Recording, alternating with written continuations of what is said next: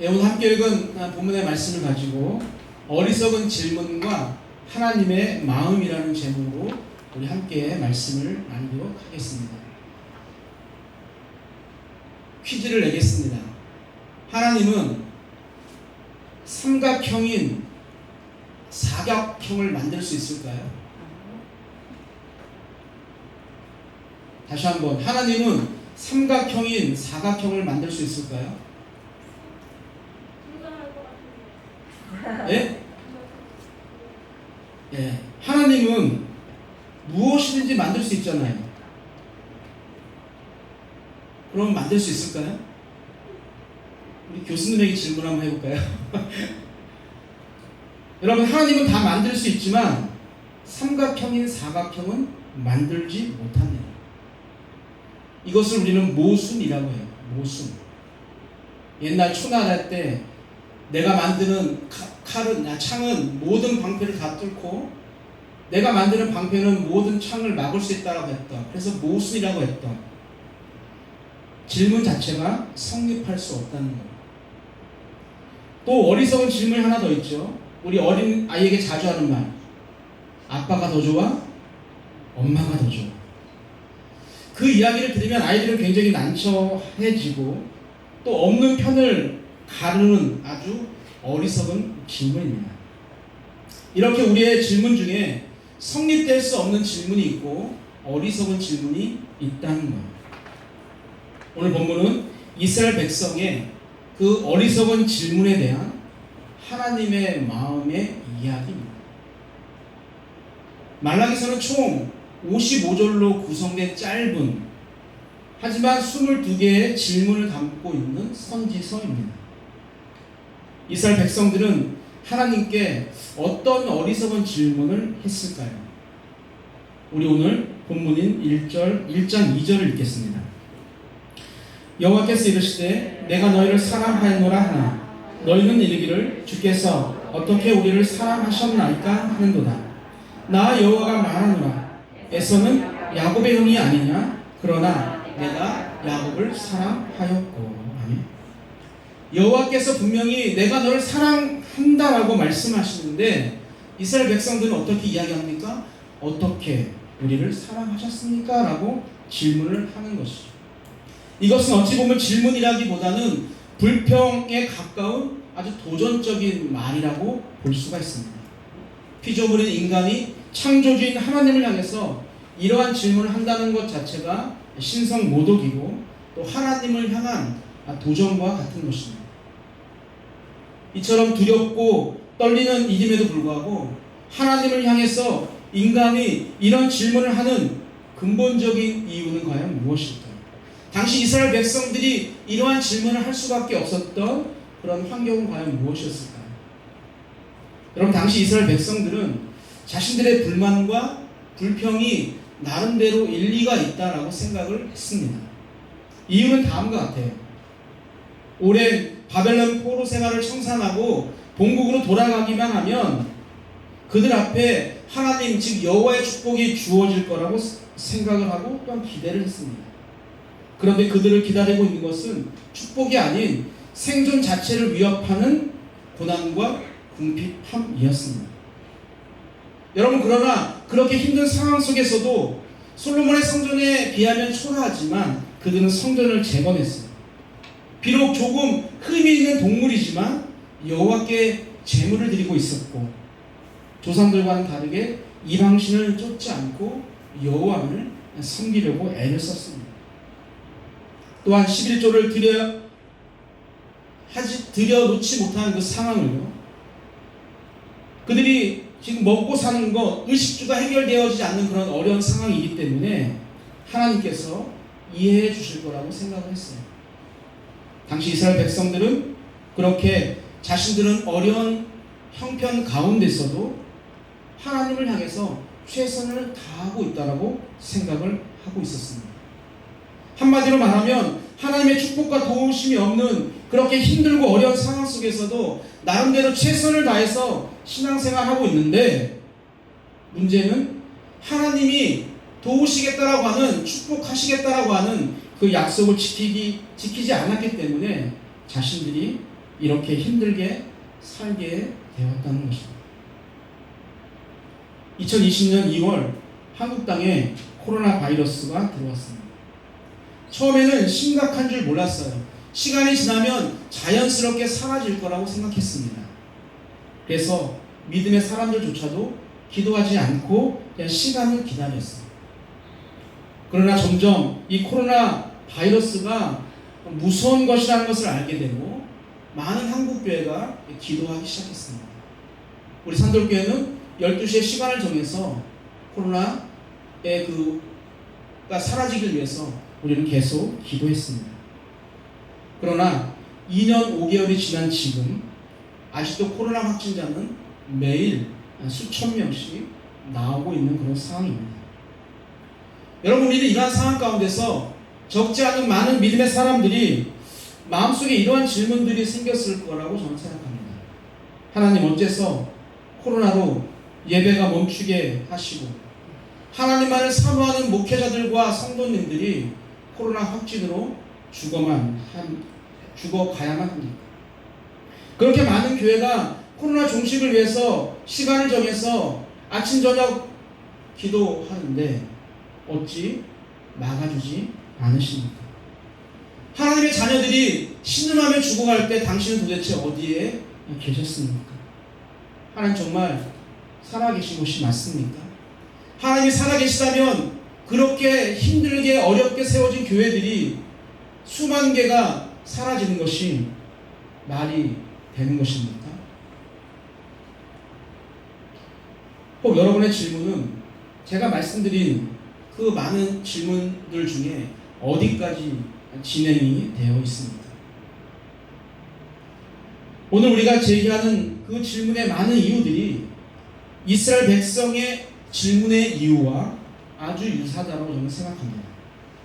여러분, 대한민국은 지금 당군 이래 지금처럼 잘 살았던 적이 없습니다. 세계 경제 10대국 아니 100대국 안에 들어오지 못했던 그런 아주 못 사는 나라였죠. 그걸 본다면 행복 지수가 세계 1등을 해야 하는데 세계 행복 리포트 2021이라는 그 보고서를 보게 되어지면 여러분, 한국은 필리핀이나 태국보다도 행복 지수가 낮아요. 그만큼 우리 안에 행복하지 않다고 느끼는 요소가 굉장히 많이 있다는 것입니다. 무엇이 우리를 행복하지 못하게 할까요? 저는 우리 안에 늘 풀리지 않는 이러한 질문들이 우리 안에 가득하기 때문이라고 생각합니다. 왜 나에게만 이러한 고난과 고통, 힘들고 어려운 일들이 떠나지 않고 일상이 되어 버렸을까라고 하는 그러한 질문입니다. 우리는 하나님의 자녀입니다. 그래서 내가 힘들고 어려울 때 세상의 방법이 아니라 하나님 앞에 기도하고 때로는 눈물로 이불을 적시기도 합니다. 남편 몰래, 아내 몰래, 자녀들 몰래 눈시울을 훔치기도 합니다. 코로나로 확진이 급격하게 번지는 그 무서운 시간에도 우리는 예배를 멈추지 않고 예배에 참석하고 또 하나님의 말씀을 들었습니다. 힘들고 어려운 상황 가운데서도 잘 믿어보려고, 잘 충성하려고, 잘 순종하려고 나름대로 최선의 경주를 다하며 지금까지 왔어요. 그런데 문제가 해결되고 어려움과 고난이 사라질 것 같은 그런 소망의 빛이 전혀 보이지 않습니다. 하나님은 나에게 전혀 관심이 없어 보이고 하나님은 나의 신음에 전혀 귀를 기울이지 않고 눈길도 주지 않는 것 같아요. 여러분, 이성간이든 부부간이든 상대방에게 관심을 갖지 못하는 것보다 더 괴롭고 힘든 것은 없습니다. 우리는 하나님의 자녀이기 때문에 하나님의 관계에서도 마찬가지입니다. 오랜 세월 동안 삶이 생각대로 잘 풀리지 않고 변함없는 고난의 연속이라고 한다면 하나님에 대한 배신감과 의심의 마음을 품을 수밖에 없는 것이 우리 연약한 인간의 모습이라는 것이죠. 여러분, 현실에 대한 절망과 또 그로 인한 하나님에 대한 배신 때문에 그 이스라엘 백성들이 가졌던 그 질문, 그리고 현재 우리들이 가지고 있는 그 질문을 한마디로 정리하면 하나님은 우리를 사랑하십니다. 하나님이 여전히 우리에게 관심을 가지고 있는가라는 질문이에요. 여러분 어떻습니까? 하나님 여러분을 사랑하시는 것 같아요? 하나님이 여러분에게 무한한 관심을 가지고 있는 것 같습니까? 이러한 이스라엘과 우리의 질문에 하나님은 오늘 본문을 통해서 여전히 이스라엘 백성들을, 너희들을 사랑한다라고 말씀을 하고 있습니다. 여러분 말라기를 보게 되어지면 여호와께서 말씀하셨다라는 이 표현을요 무려 25번이나 사용하고 있습니다. 그리고 하나님 자신을 내가라고 하는 1인칭을 반복적으로 사용함으로 인해서 내가 정말로 너희들을 사랑한다라는 것을, 내가 너에게 큰 관심을 가지고 있다라는 것을 계속적으로 말씀하고 있습니다. 여러분 미움보다 슬픈 것은 무관심이라고 말씀드렸잖아요. 여러분 미움은 관심을 가진다는 증거입니다. 하지만 관심이 없는 자는 아예 상대를 하지 않죠. 그래서 위로나 격려의 말뿐만이 아니라 책망과 경고의 말도 다 관심을 가진 자에게만 하는 거예요. 그 책망과 경고를 받아들일 수 있는 마음의 넓이가 있는 사람은 더 한 걸음 나아갈 수 있는 것이고, 그렇지 않은 사람은 거기서 멈추거나 후퇴할 수밖에 없는 것이죠. 그렇다면 말라기서에서 이스라엘 백성에게 커다란 관심을 가지고 계신 그 하나님은 과연 어떤 하나님입니까?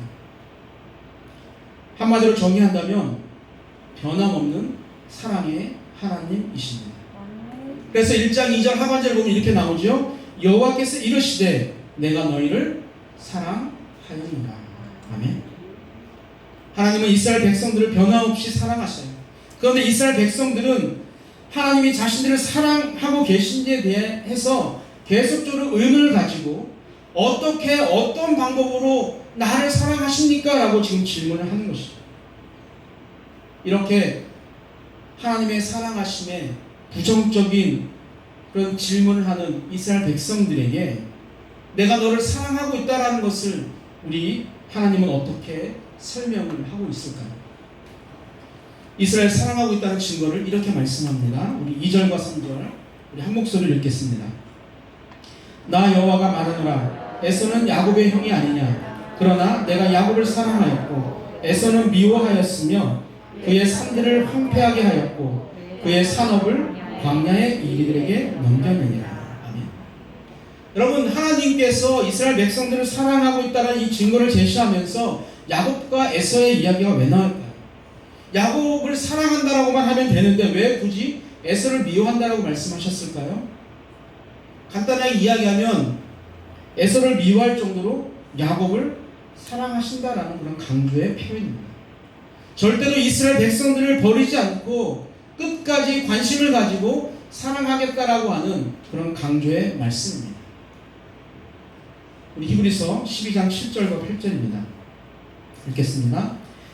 너희가 참음은 징계를 받기 위함이라. 하나님의 아들과 같이 너희를 대우하시나니 어찌 아버지가 징계하지 않는 아들이 있으리요.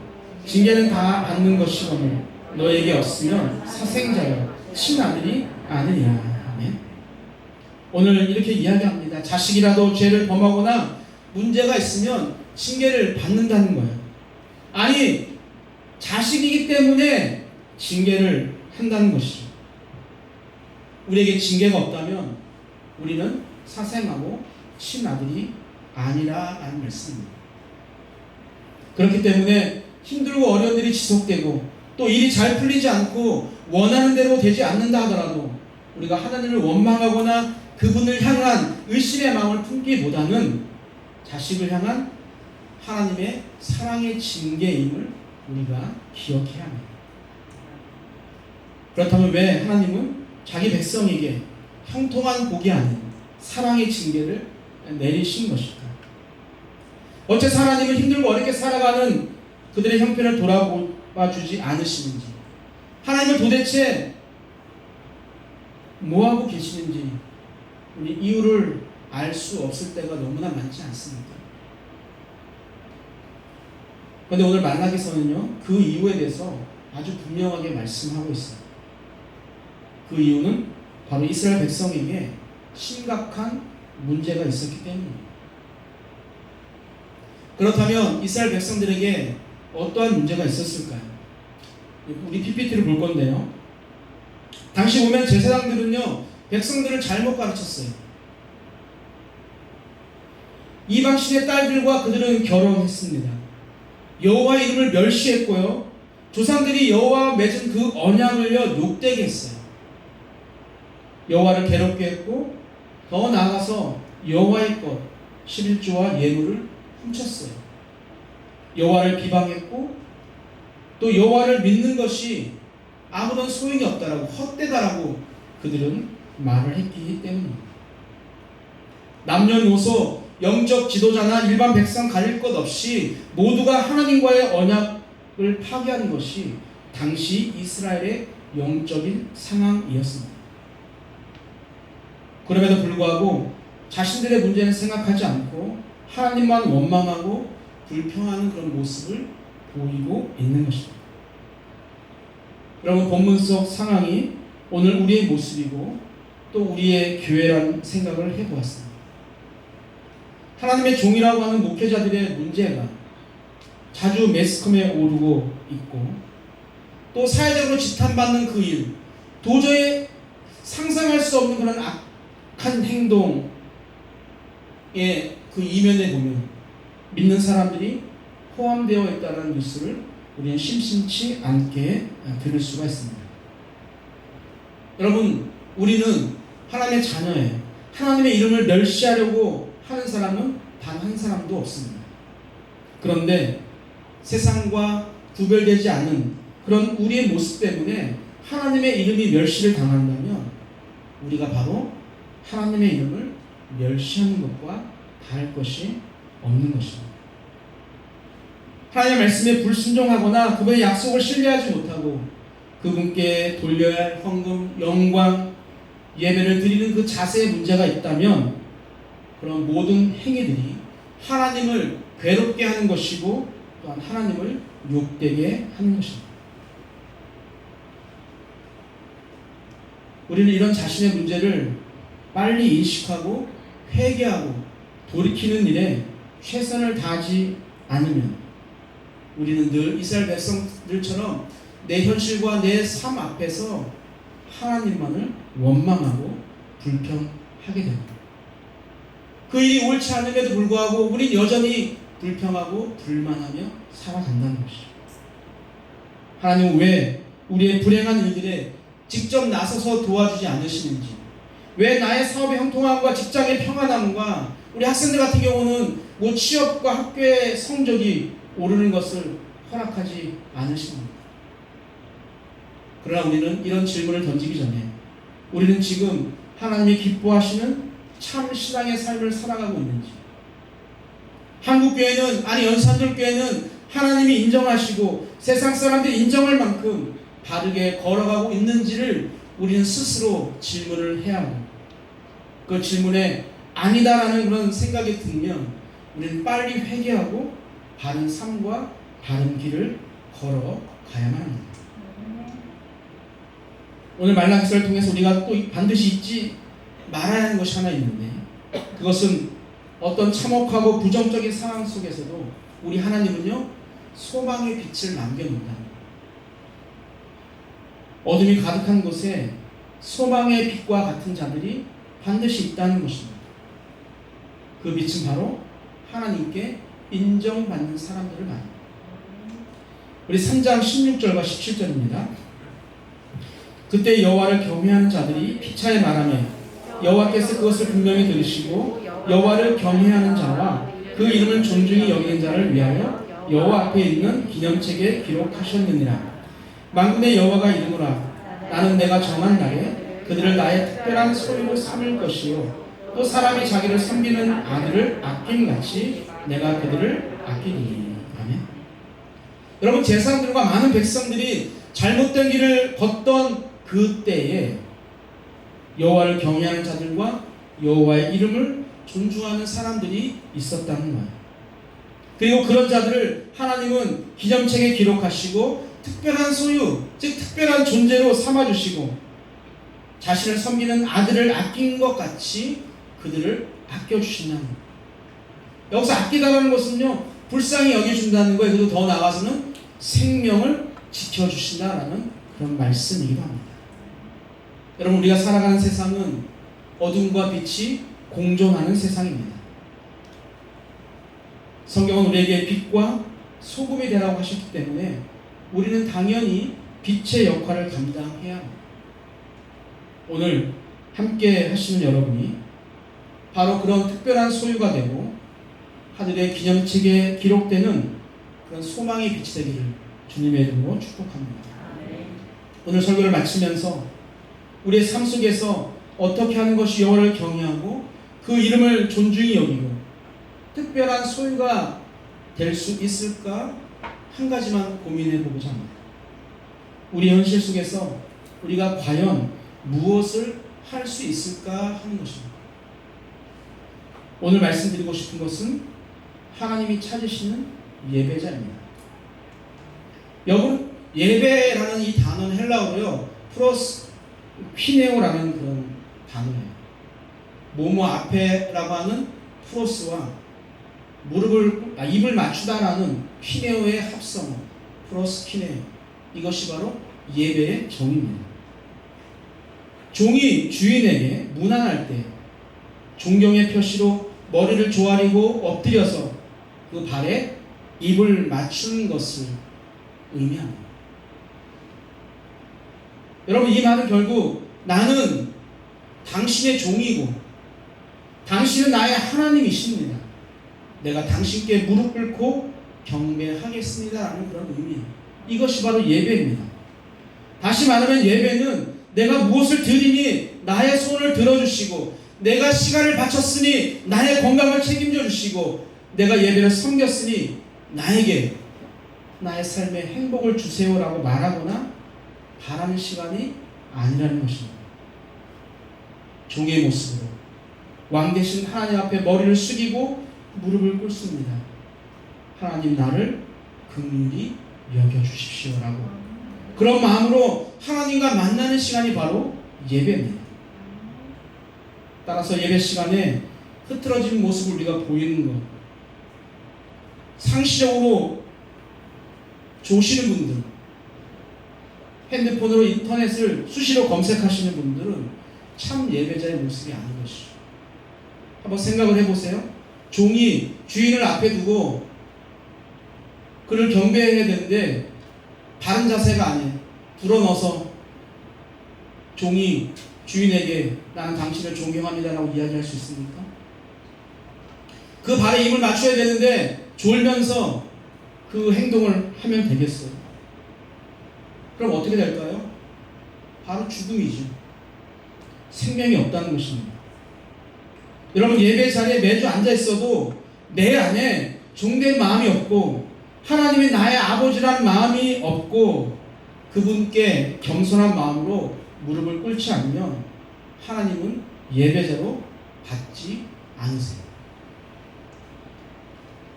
마태복음 2장을 보게 되어지면 동방 박사들이 아기 예수님께 경배하러 왔다라고 이야기하죠. 그때 나오는 경배가 바로 프로스키네오라는 이 예배라는 단어입니다. 여러분, 동방 박사들이 예수님께 경배하면서 나 멀리서 왔으니까 우리를 높여달라고, 내가 비싼 예물을 가지고 왔으니까 자신들을 인정해달라고 말하지 않았습니다.